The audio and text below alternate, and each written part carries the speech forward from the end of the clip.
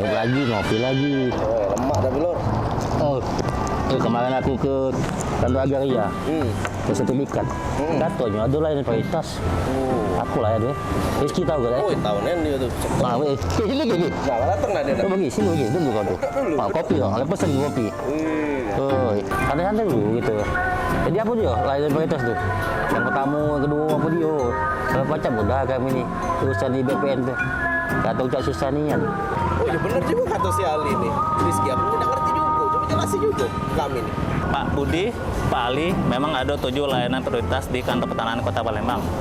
Yang pertama, pengecekan sertifikat. Yang kedua, hak tanggungan elektronik. Yang ketiga, roya atau penghapusan hak tanggungan. Keempat, SKPT atau surat keterangan pendaftaran dana. Lalu yang kelima, peralihan hak. Yang keenam, perubahan hak. Dan yang terakhir adalah pendaftaran SK.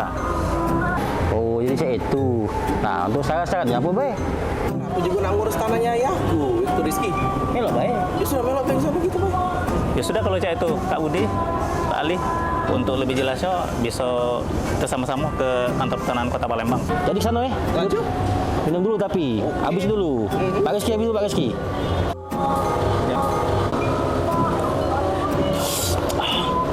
Aku